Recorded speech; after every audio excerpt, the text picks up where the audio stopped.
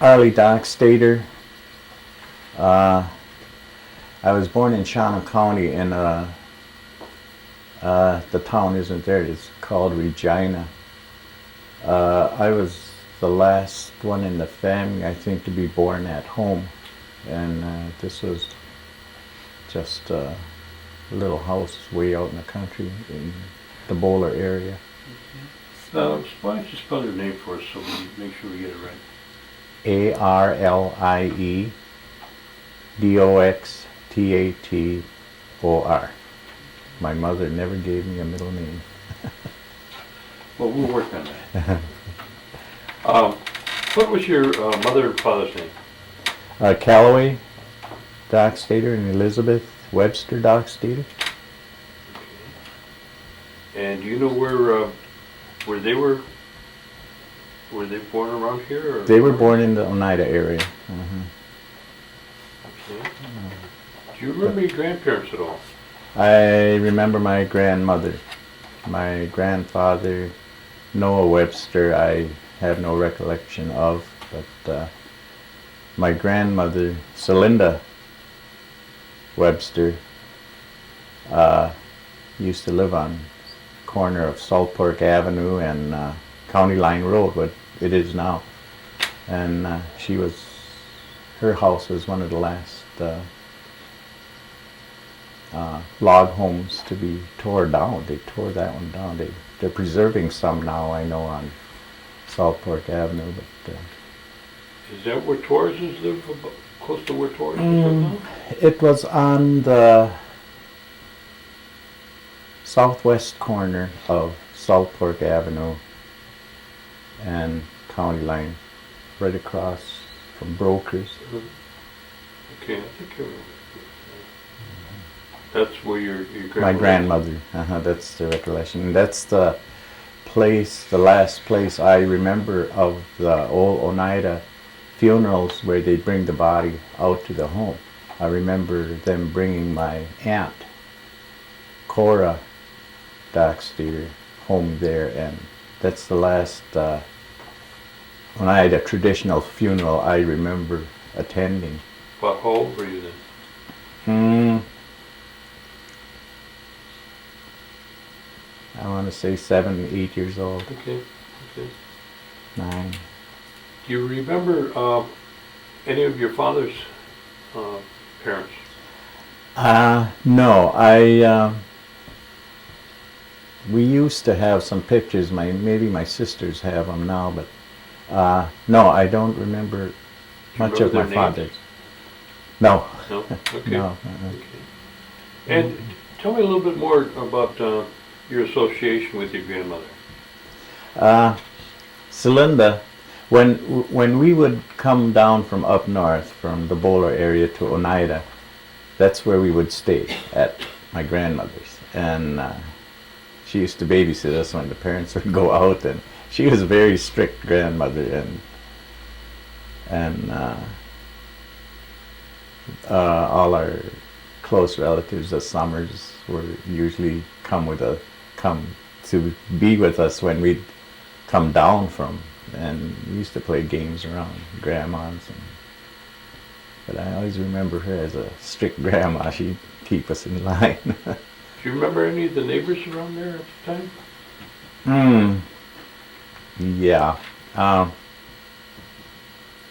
No, I can't think of her name.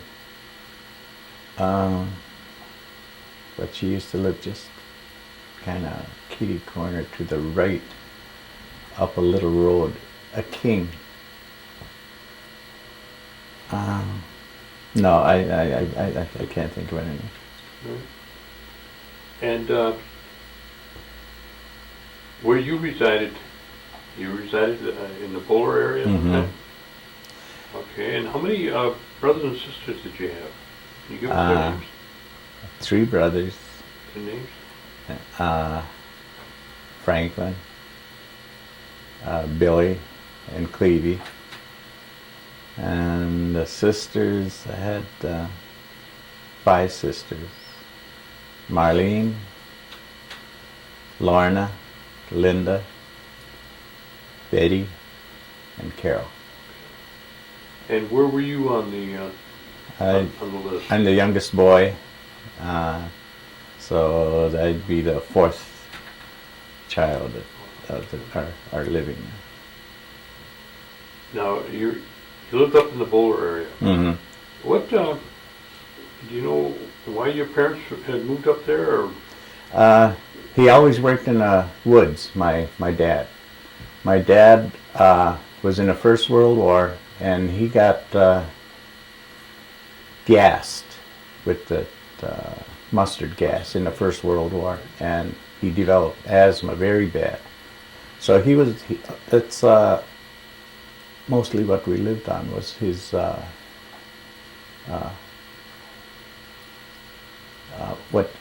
Pension? Or? a pension, yeah, a military pension, because he had asthma very bad.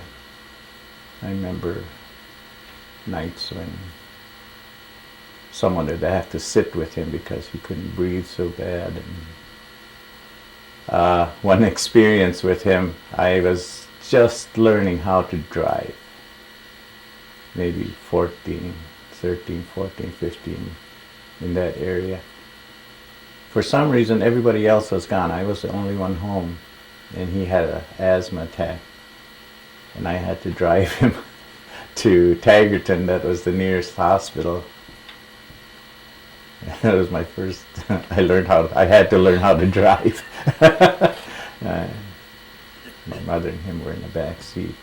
Pretty scary, huh? Yes, it was a scary deal. You learned how to drive when you had to take your dad to the hospital, right? Uh-huh. Okay. Now you say your dad was, he always worked in the woods. Always. Huh? There was I want to say a lumber company. It was Foreman's Lumber Company, but they always asked my dad, and well, the older brothers too, at different times, they'd cut stove wood for this lumber company, and then sometimes they'd give my dad and them payment in wood, so we'd have wood for the winter too, you know. And but yeah, they mostly worked in the woods, and I was brought up in the woods.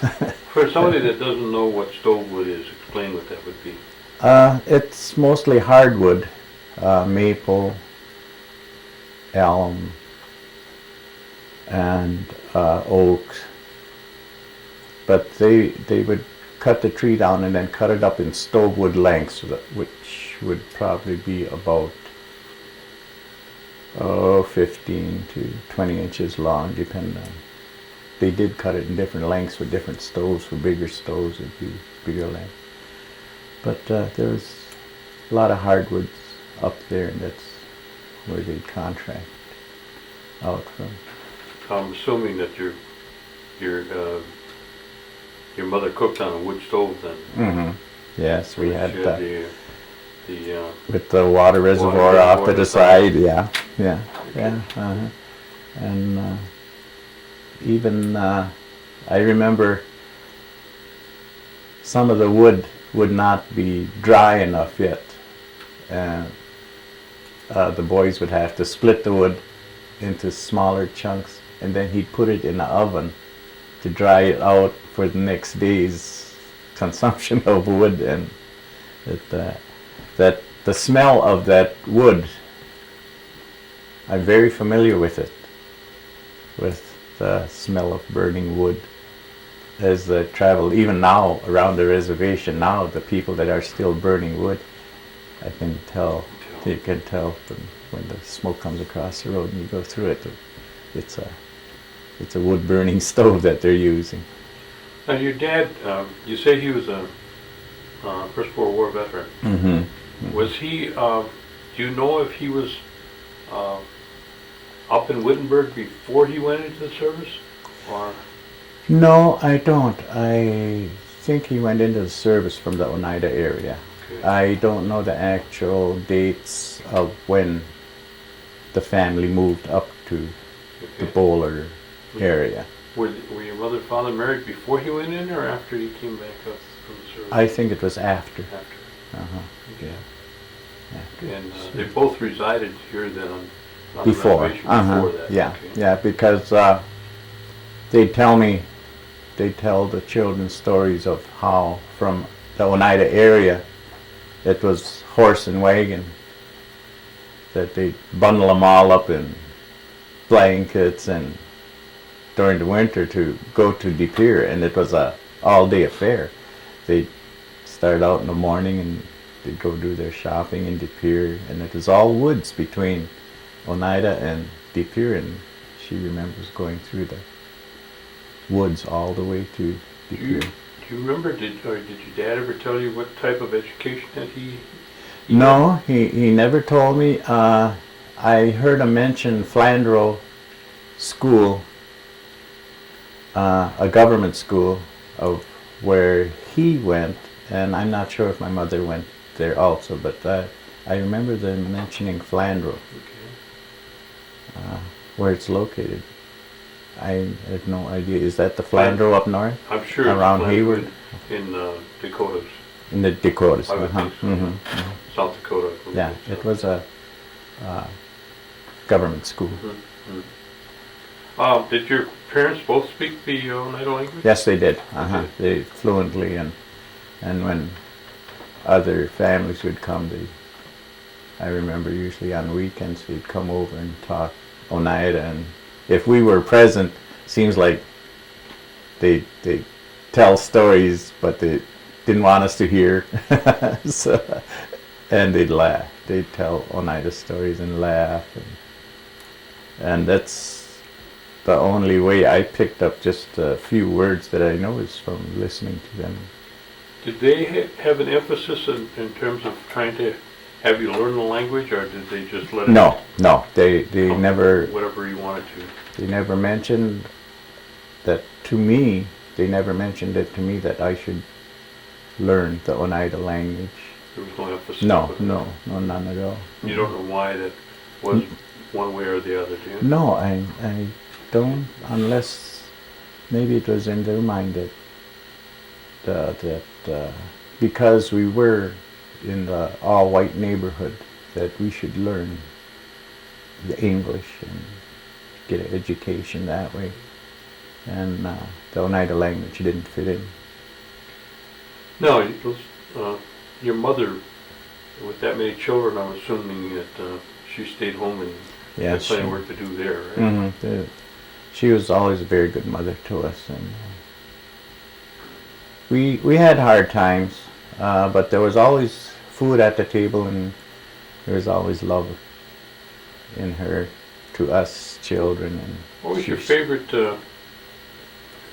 food that your mother would cook that you enjoyed the most? More than one. Well, I don't know if it was a favorite food, but it is one of the staples that we learned to live with, was white beans and grease and and salt pork. That was one of the staples, and now I like to have that at least once a month. Isn't that funny? Nowadays you would be like you. Yeah, it's a necessity. Yeah, but then it was one of the staples, and I also remember during the spring of the year we'd go out and pick a greens. It was, I wished I knew the name of it, but it was a small green plant that we grew out in the woods, and we'd all go out there. You'd have to pick lots because my mother would boil it down, and it's more like a spinach. Oh, okay. But we'd put bacon grease on there too, and I enjoyed that. I liked that. How big a place did you have up at? The first one that I start remembering, we had 1, 2, 3, maybe 4 or 5 bedroom with an outside bathroom. That's a big house. Yeah. It was a. Did you have running water, or did you have? No running water. I had to haul water from the pump outside. It used to be an old farmhouse, and the water pump was quite a ways away from the house, maybe 1,500 feet. And I remember hauling water, helping my mother when she washed clothes. I'd have to haul the water for her. And sometimes in the morning we'd have to get up early because she'd have to heat the water. So I was hauling water early in the morning. What about did you have any livestock, or did you just have like garden? No, we always had a garden, and that would help us. Because I remember him, my dad, digging I don't know what it was called, but it would be a fair-sized hole in the ground and putting the excess potatoes and carrots and Almost like a root cellar, huh? root cellar, and put them in there and cover them up again, and then during the winter we'd have to go dig them up for it. It was just a way of preserving them for the winter. Chickens or pigs? Or? No, we never had chickens or pigs. I don't. How far were you from the downtown? We were 5 miles from Bowler. There was a gas station in between. We were right, maybe 10 miles from Gresham, 20 miles from Shawano, 20 miles from Wittenberg. Antigo might have been about 35 miles to the north. You mentioned that there were other Oneidas living around there. The Stevens family from Taggerton, but there was also some Corneliuses, Matoxins in Wittenberg. Swamps were in between Bowler and Wittenberg by Highway 29. Hills. I remember one elder, and that's really the first Indian name that I remember, the Gudget Hill. He was a old, crippled sort of man, and my dad knew them, but that's about the only other Indian families. The Swamps were more, I think they were all a little older than me, but the Swamp family, we were sort of close. Our parents got along together, and we went hunting with the Swamp boys, and they'd come over and we'd go hunting. So that the Swamps were usually the closest other Oneida family that we had recreation with. So you were going to tell me something about the Stevens family?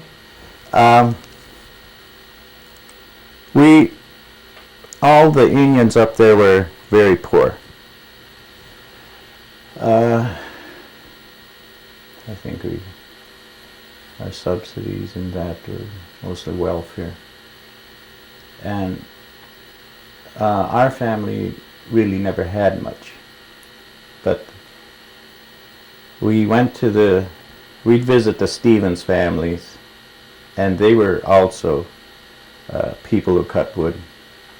And we went over there one Sunday, and it was just a tar paper shack and outside toilets. But when we got there, the children our age were sliding on ice barefooted. And whether they that in just long sleeve shirts but no shoes. I can't remember whether they had shoes or not, but they were outside sliding on the ice barefooted, and they seemed as healthy as ever. Probably had to be. Yeah. Mm-hmm. Were there any functions that were going on that you attended or your family went to outside of maybe the church or? No, not really. I remember in my grade school years, during the month of June, we went to this Bethany Indian Mission in Wittenberg. It used to be an old government Indian school, but the Lutherans took it over, and we went up there for Bible classes, and we stayed there the whole month of June. We stayed there for 4 weeks, and it was where I learned about the Bible, and we had classes during the day. And there was a lot of Oneida children from the Oneida area came up there. The Coopers, Stevens, Doxtators. But there was also a lot of, at that time they were called Winnebagos. The Winnebago tribe had a lot of children go there, and it was just a nice month-long learning about the Lord, Bible. And this went on for, I think, till the late 40s, maybe into the early 50s, and then it dissipated too. Now you were saying that you used to hang around with the swamps primarily. Did you do a lot of hunting and fishing with them, or with the rest of your family? Yes, that was most of our recreation was mostly hunting and fishing as children.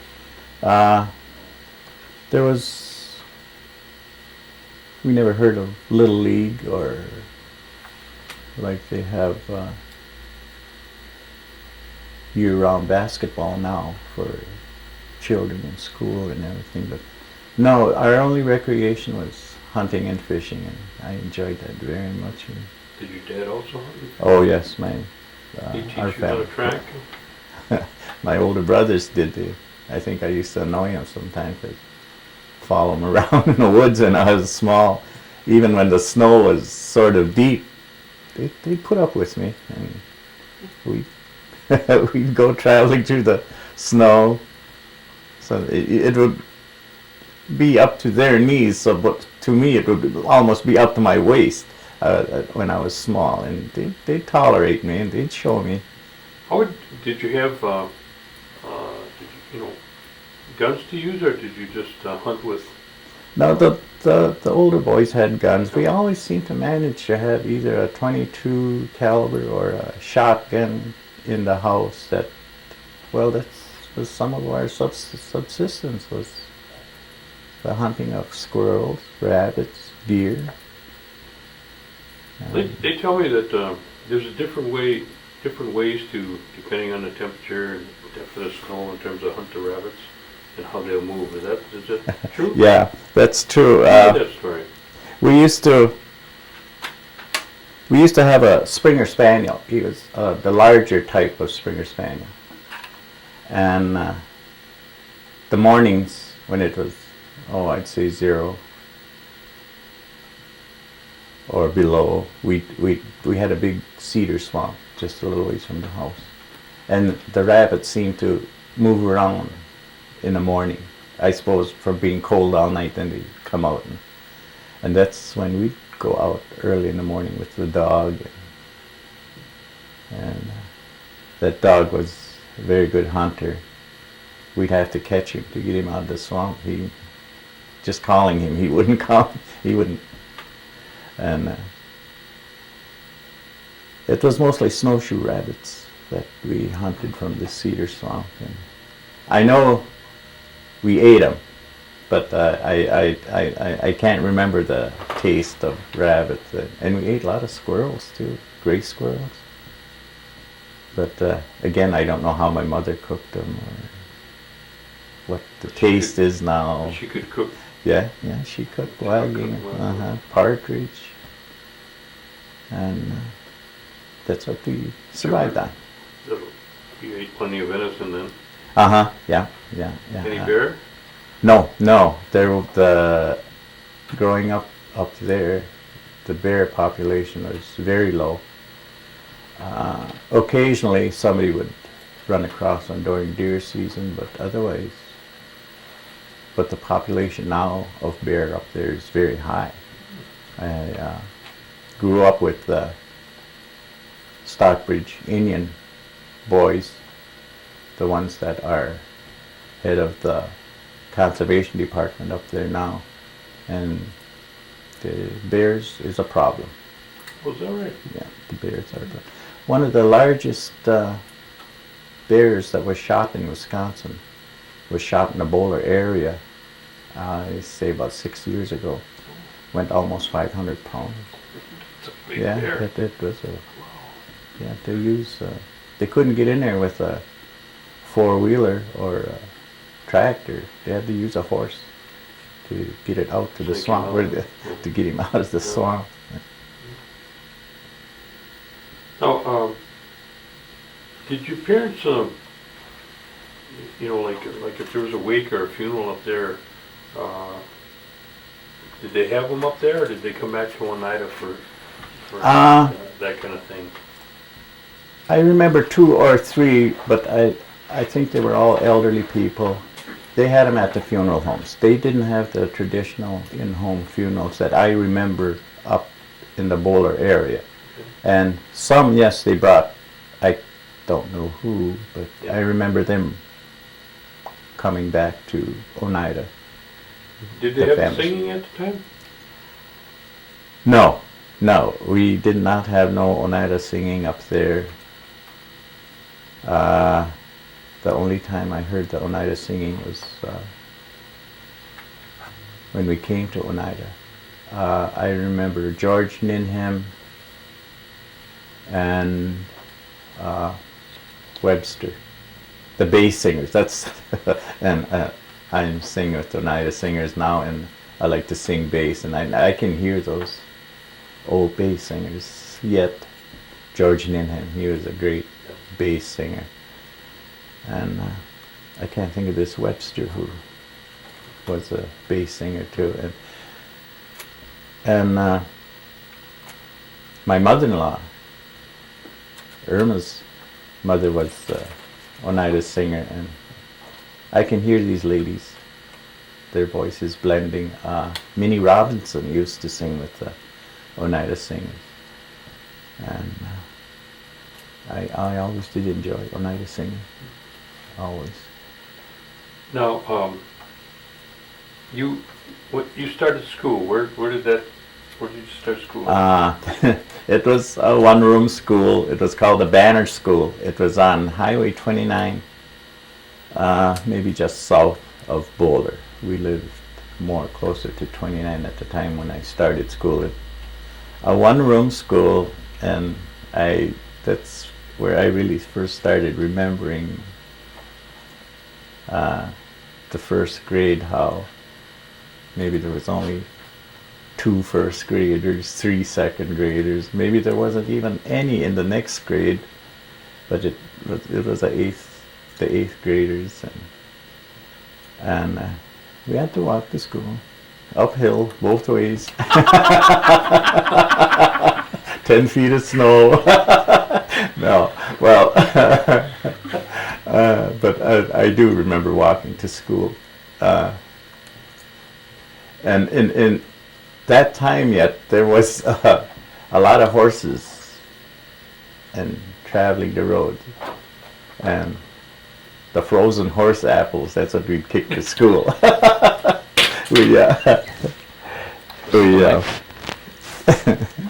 That was sort of a game of ours, I guess. And I remember we had some pretty big hills in that area, and we used to do a lot of sliding on sleighs. There used to be a program up there Saturday morning. My older brothers would go there, and they'd have a woodworking. And I remember they made us a bobsled out of wood, and we couldn't afford the regular sleighs that you see, but we had a lot of fun with this old bobsled that they made. And in those days it wasn't so dangerous. We slide on the road.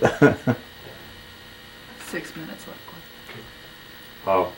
They Okay, up in that territory there was the Stockbridge Mm-hmm. and the Menominee. Mm-hmm. But, were there very many of them around the area where you're at? And Yeah. what was the relationship of our? There was I can't think of his name. He was part Oneida and he was married to a Stockbridge, and that's how I got to learn to know some of the Stockbridge boys my age. And they, at that time, they had their own little school up on the reservation, on the Stockbridge reservation. And but it was in its last stages. It closed, I think, when I was in the 7th grade. The Stockbridge school closed, and they all came to Bowler High School. They were transported to Bowler High School, and that's when I got to meet most of the Stockbridge boys and girls up there. The Menominees, we didn't know too many Menominee people, but then in the later, like 8th grade and high school, then the Menominee schools would come to Bowler, basketball games, and that's the only relation we had with the Menominees up there at that time. Now, did your parents ever speak to you or hear them in discussions talking about the New York claim? I remember that from the 40s, and there was always the anticipation that this would be settled, and we were going to get a lot of money from the New York claim.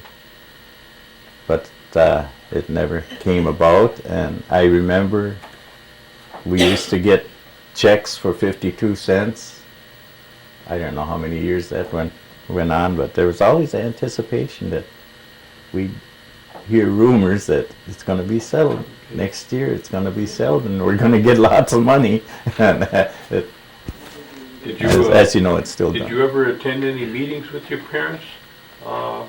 Like a general tribal council meeting or anything like that? No, we never did. What about your association with the church at the time? Did you? Up there, it was the Lutheran church, and we'd attend once or twice a month the church. But Christmas time, they'd put on a nice program. We'd have all our pieces that we had to learn, and some of the years that was the only presents we got for Christmas is what they doled out to us from the church. Every family would have a box set aside. They knew how many were in the family, and that's where our Christmases most of the time came from. It was mostly gloves, mittens, scarves, boots, clothes mostly. There'd be a few toys in there. What was a typical Christmas then, in addition to what you received from the church? That was that was it. I remember once in a while, a couple of years we came to Green Bay Christmas shopping, and downtown Green Bay. I remember when Main Street was the main street. Sears was Montgomery Ward's. Yep. That's where we'd go shopping a lot down there. That wasn't too. It wasn't too often that we. You had a tree though? Oh yes, we'd go out and cut our own out to the swamp. How'd you decorate? I mean, who did the decorations? We always had decorations with tinsel. You don't see much tinsel on trees anymore, but always in tinsel. And I remember one year we actually had candles, live candles on the tree. You wouldn't do that now. Yeah, you wouldn't do that now. Mm-hmm. But we'd have candle holders on the tree. After Christmas, they have New Year's. Did they ever celebrate or you go hoyaning? I don't remember going hoyaning. I remember them talking about the word hoyan, but we actually never went in like the tradition is here around Oneida to go out and from house to house. And I knew the word hoyan though. I heard it, but there was no up there. There wasn't actually no visiting or making of donuts that I remember. I gotta pause just for a minute. Okay, back to business. The other holidays, are there any that come to mind that you celebrated? Maybe like 4th of July or...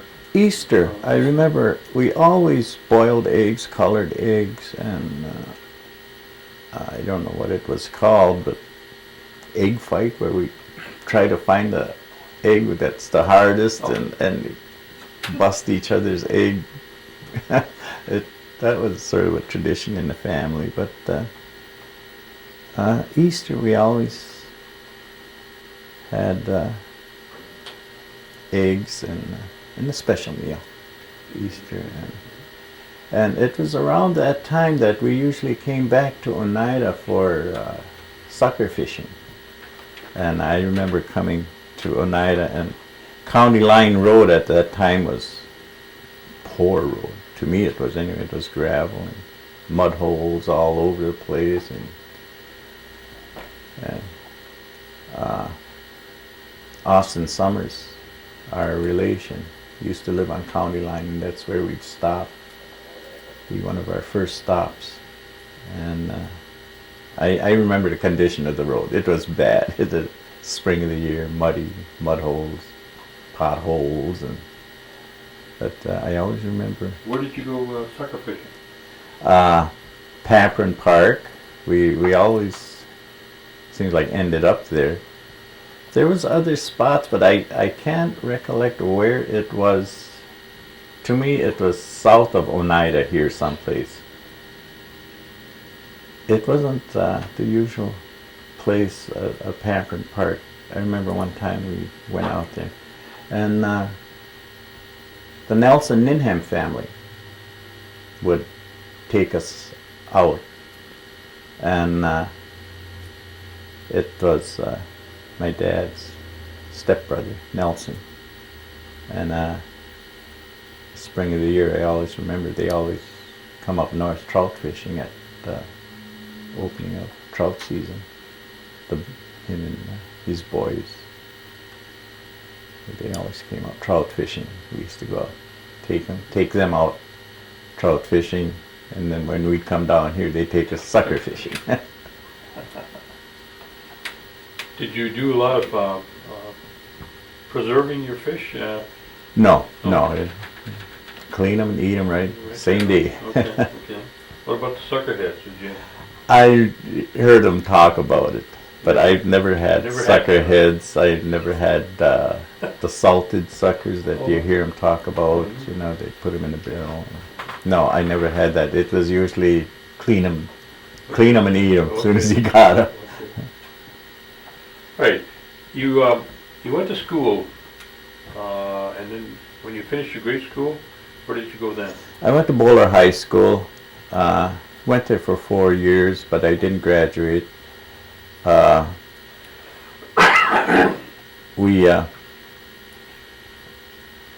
never really played any. We had intramural basketball. That's about all I played, but I don't think I even ever tried out for the high school team. But I was always interested in sports, and baseball. The only programs they had then when I was in high school was baseball and basketball. That was it. I mean, we didn't ever have a football team or softball team. It was baseball and basketball.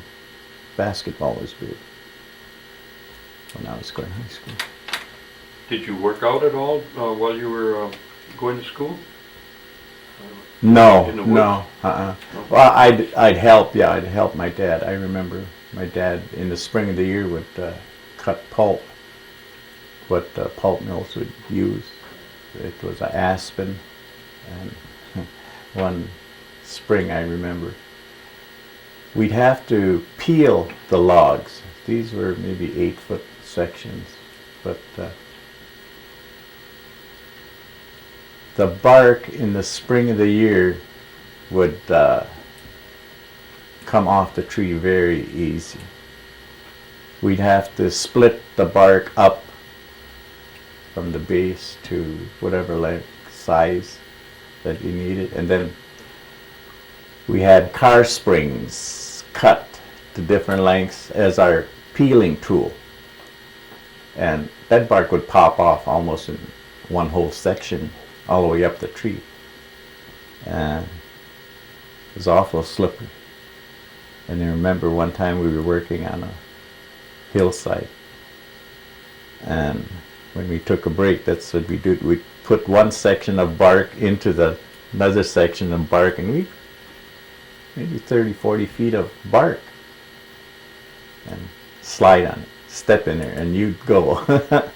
Because the sap was just there. It was awful, and it was dangerous too. If you leave that bark lay around where you're working in the area, you step on it. Yeah, that's very slippery. Did anybody make baskets in your family or nearby? Or The Winnebago tribe around Wittenberg, they'd have roadside stands, and they'd make and sell baskets, very beautiful baskets. The Winnebagos. What type of wood would they be using? Ash. It was an ash that, because I remember my dad even cutting trees for them and selling them the tree length. It was. I don't know if it was a white ash or black ash, but it was an ash that they would use to make their baskets. Did you ever do any preparation for? No. Making the baskets? Mm-mm. You've never done any holiday? No. But when we take these trees to the Winnebagos, they'd be working on. I seen them pound the logs and coloring the strips of wood for their baskets. But I couldn't tell you the exact process that they used right now. What happened after you finished high school then? Where did you go? Well, a couple summers and maybe junior, senior year, I worked on a farm for the summer around the Gresham area. And if you've ever been up there, you know it's lots of rocks. There's one area towards Tagerton. They used to tell us 40 acres, you could walk across 40 acres and not touch the ground. You could walk on rocks. So the farms up there are very rocky. Spring times, they'd be picking rocks so it wouldn't break the equipment as they planted and harvested. I learned how to work working on those farms out there during the summer. Okay, and then after you left... Then after high school, I joined the service right away. As soon as I turned 18, I went into the Navy, enlisted in the Navy. About what year was that? 1954. I went into the Navy. Went to service school at Great Lakes it was mechanical. We learned machinists. The school overall taught us everything mechanical about how to repair boat engines, the big ship engines. That's where I learned my mechanical. Did you run engine lathes? Yes, I was. Mills? The lathes I never got into, but we were in the engine room of the ships and learned steam engine, steam turbines. That was our propulsion units in the ships. So I spent 4 years in the Navy, and I had one experience where I think I would have stayed in the Navy if I would have had my way. I I put in an application to go to the South Pole on an icebreaker, but I couldn't get you'd had to work out a swap with someone else to take your place on this ship, and you could go to another ship, and I couldn't work out that swap, and I never got to go to Antarctica like it was in my plan. And when they denied me this, then it kind of turned me off about staying in the service. And were you aboard ship or? Yeah, I was aboard 2 tankers and an auxiliary ship. It was a supply ship. So, and it was mostly in the Mediterranean. We went up to Scotland, North Atlantic. Farthest east I got, I think, was Izmir, Turkey. So I did a lot of traveling, which I enjoyed. 4 years of your tour was, huh? Mm-hmm. And non-combat. We never had combat. We had a couple warnings, but otherwise it was all non-combat. It was a good education. It was a very good education. Discipline. You learn discipline. And I see that now in some of our younger people that never went into the service and learned discipline. I think it helped me a lot. Where did you muster out at? I left the service in Norfolk, Virginia, and came back home. Came back to Bowling. Went to technical school in Cleveland, Ohio. At that time, they had that Indian relocation program going, and so I went to Cleveland, Ohio for a year in radio and TV repair vocational school program. Went through that, and I never did nothing with it, but we learned what is now cable TV. We were learning that at that time. We had some Sioux Indians at this vocational school at the same time, and they told us all in general of how they put this antenna on top of the hill and then run the cable to the houses in the area. The what is now cable TV, was started in the 60s. The preliminary programs were started in the 60s. And also one of our teachers at that school at that time invented the electronic ignition in cars. We installed it in his car, and everybody was amazed at how it improved the gas mileage. And it was a big unit at that time. Yeah. Because transistors were in the field, but they didn't have the chips, the electronic chips yet. So the unit was a little large, but it worked. It was so I seen electronics start from its beginning. After you finished that school, where did you go? Came home, and I didn't do nothing with my education. I worked at a printing in Milwaukee with my friends, and it was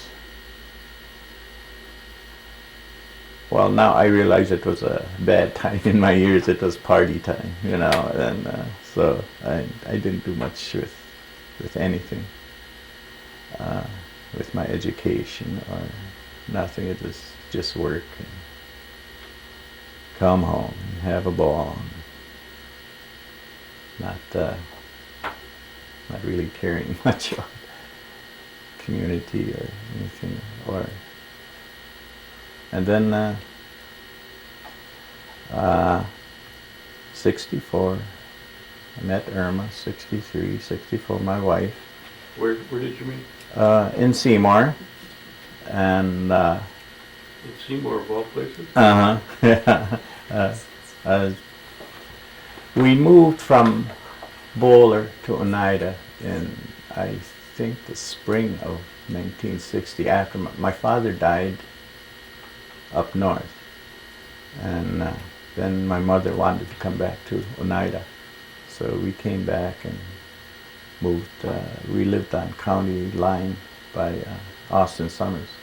My aunt had a little house there that we rented from her, and I didn't know the Oneida area, but my cousins, I got to know the Oneida. Got to know my Oneida back again. Which cousin was that? Robert and Roger Doxtator, and Jimmy Summers, and Okay, Jimmy. Austin Jr., and they helped us a lot to getting back to the Oneida people. So you met in Seymour. Mm-hmm. And what happened? We got married in June, and I was working in Milwaukee at the time, on the north side of Milwaukee. So after we got married, we moved down to Milwaukee, and I was working at Lemco Plastics. It was injection molding, and I was satisfied with the job, but we had a child, our oldest child, Sue, right away, and I didn't like the environment of raising children in the city. I never was a city person in the first place. I liked it out in the sticks. And so we were down there, I think, a year or so, and we decided that on weekend, I was working nights, and so we decided on one of these Monday mornings before going back to Milwaukee, I put in applications, different sites around here, paper mills. And so that Monday morning we went to different ones, Green Bay, and we were on our way back to Milwaukee. I think we stopped at Badger Northman in Kokana, put my applications in there, and then we got lost. We were trying to find our way back to 41 to go head south to Milwaukee, and we went by Combined Locks Paper, and I says, "What's this?" She says, "I think it's a paper mill." One of our friends that we knew, she said, works there. So I said, "All right, I'll put my application." And the application went so good, they wanted to hire me that same day. They said, "Can you come in tonight?" I says, "No." I said, "I gotta give my employer in Milwaukee notice." They says, "Well, week from," that was a Monday, they said, "A week from Monday you come to work." And so that's how I got in the paper mill in Appleton Papers. At that time it was Combined Locks. And I seen the paper mill at its worst. And I seen the paper mill at its finest as far as polluting the Fox River.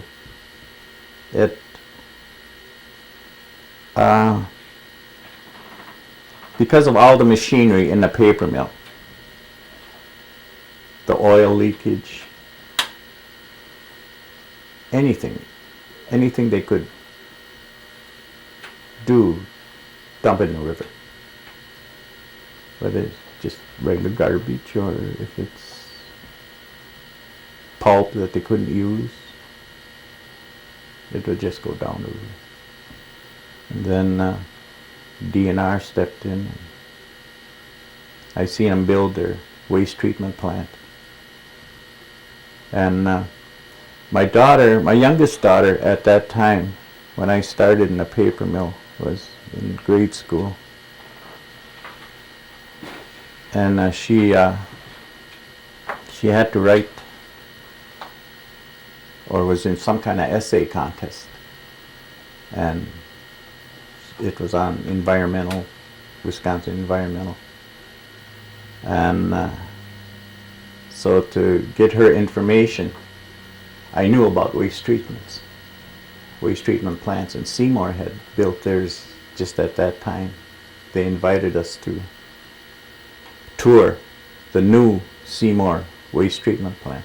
And she got a lot of information about that. And then with the information I got from school, from the paper mill, I think she won the district. She had to give a little speech about it. And yeah, I seen paper mills at their worst and at their best. What was your job at the paper mill? We ground the chips from the aspen trees into pulp. And there's a procedure there that it's called freeness. It's the strength of the tiny fibers of wood that go into making different types of paper. We had the machinery that where we could make the fibers of this wood longer or shorter by process. And so it was very noisy. We had maybe 8 refiners that we called them, where the chips went through to get ground up into the pulp. And I seen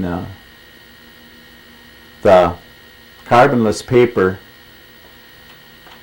process was in effect already, and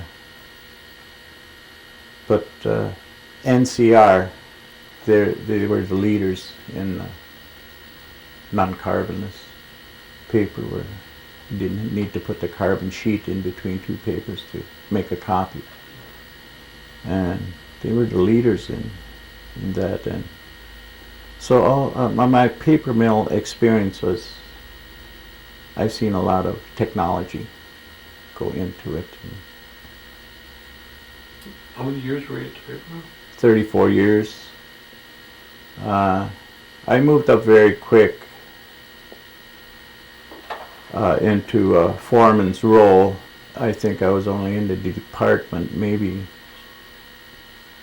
10 years,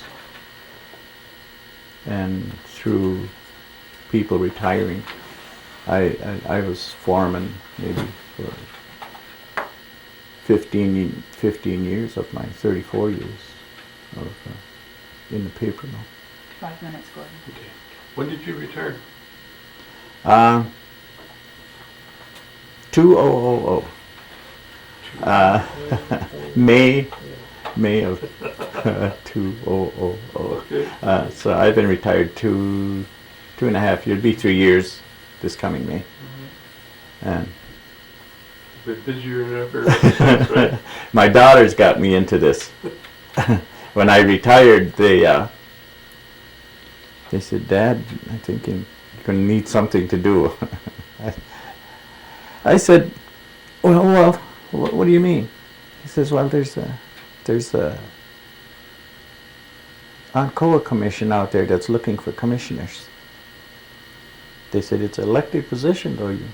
You'll have to apply for it." I said, "Okay, I'll apply." I ran for commissioner and I won. And it's very good experience for me. We advocate for the elderly, and I'm having fun doing it.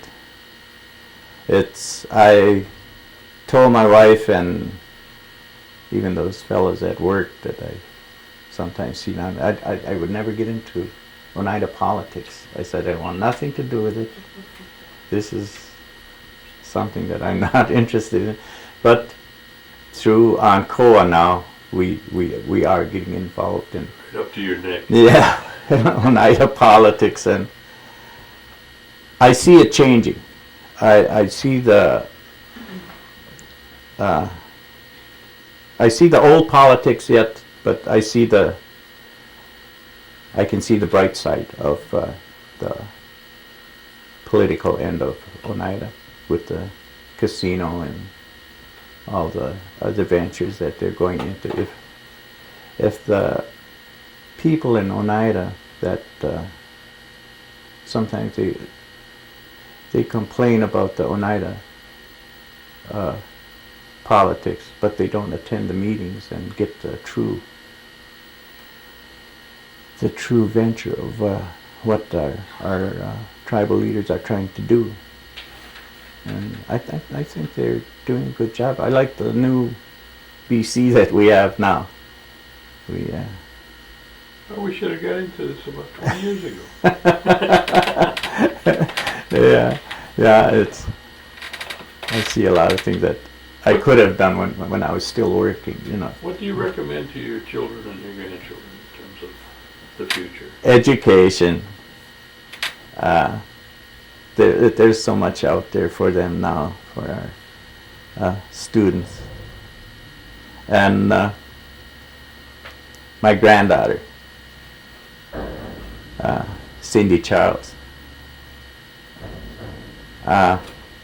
she's been working at a child care center in Freedom, Buddy Bear. She likes to work with children. She's been there since she was a freshman in high school, part-time, and then now she's full-time. But you always hear the expression of grandpeople saying their grandchildren make them proud. She's a softball player. She's a good softball player, and she last year, 2002 that would be, they had an unbeaten year. And when they got into the playoffs, fast pitch softball, they were one game away from going to the state. And she contributed lots to this team. And you hear grandparents say, "Oh, your grandchildren make them proud." She made me proud.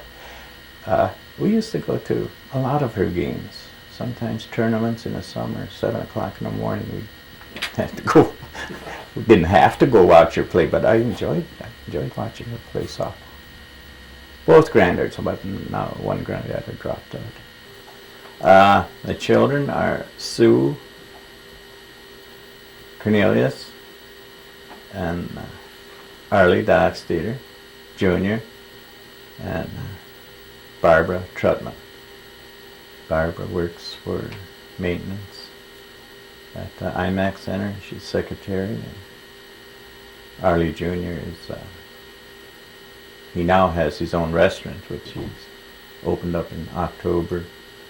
And he was, I don't know where he got his cooking from. It wasn't from his mother or me. He attended technical school in Appleton, and then he got married, and he worked for different restaurants in Green Bay,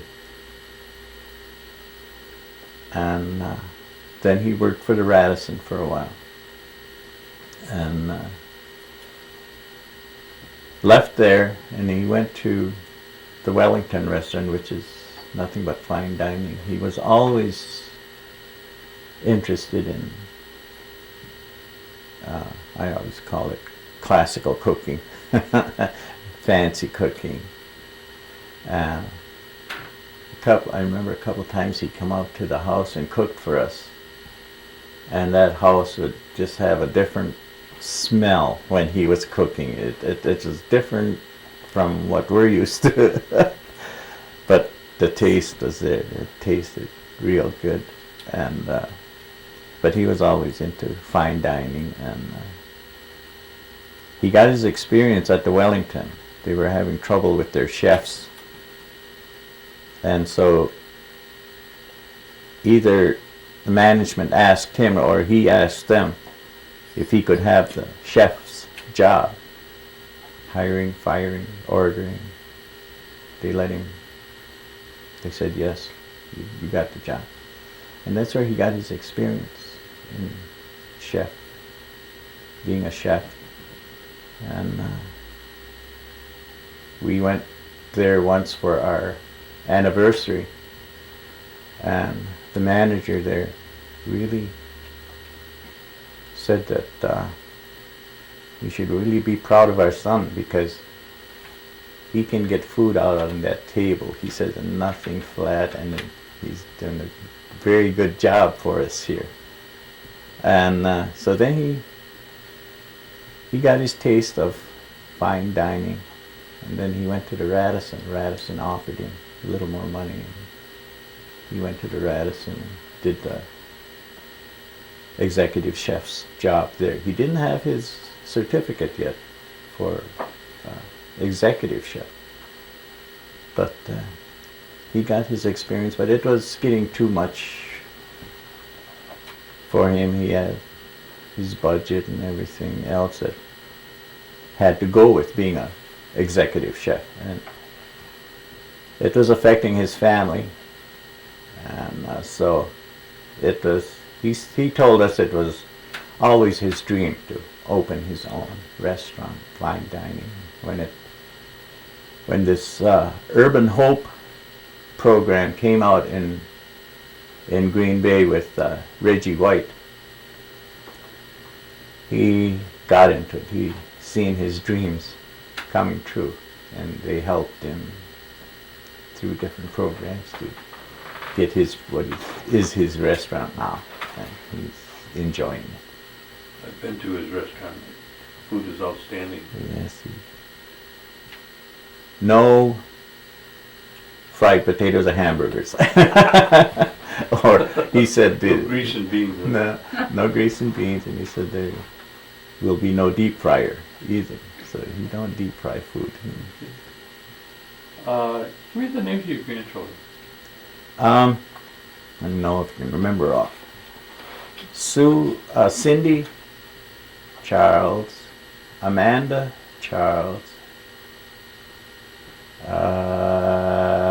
Peter Ellis, Lisquith Ellis, and Joe Cornelius.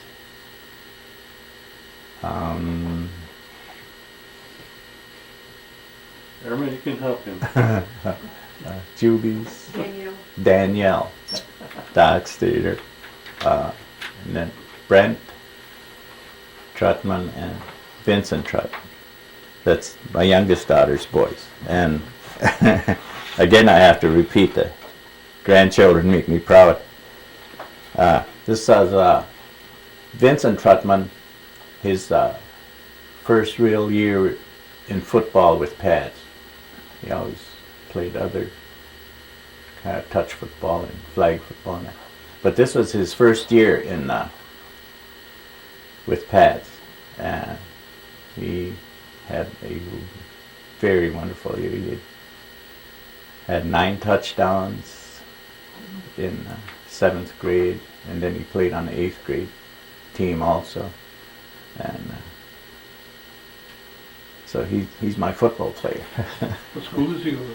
The Trutmans attend Freedom, and Cindy and Amanda and Elizabeth and Peter now attend Freedom. Okay. Otherwise, for a while they were going to Turtle School. Okay, Your sisters, your two sisters, are where are they? You mentioned them? Hilda and Barbara Jean. We were up north and Lutherans, and I don't remember. I know they died up there, but what from I do not know. But we brought them back to Oneida, to the Lutheran church, and at that time the Lutheran church was at the elderly feeding site where it is now, and they were buried there. And then myself, I lost track of the burial site and everything. And then we found out that the burial site at the old Lutheran church was still there, and they were there, and the sites weren't marked. But through records, they found that they were both buried there. So my brother Frankie was on the Ancoa Commission when it first started up, and he got the Ancoa Commission to have DPW put a big fence around it. And just the other day I came across some more documents now that there was supposed to be the names put up at the site, and it was never carried through. So we heard there's going to be construction up there again. Just in the last couple months I came across this, and so I have to start working on these grave sites again to see what the tribe does, because I'm not sure. I think there's other ones buried up there too. Well, I appreciate you stopping in, and I know the circumstances you're facing, so we'll let you go, okay? And one more thing. Sure. I don't want to cut you off. We had my second oldest brother, Bill. He was always my hero. He was the baseball player. He played professional baseball, and for the Washington Senators, and he played in AAA League in Virginia. But then he moved to Oklahoma City, and I always remember him as a big, nice, strong, healthy man. You know, that he came up here. He was diagnosed with Alzheimer's, but I seen him at his worst, and it was hard for me to see my brother in that situation. And but we got through with it, and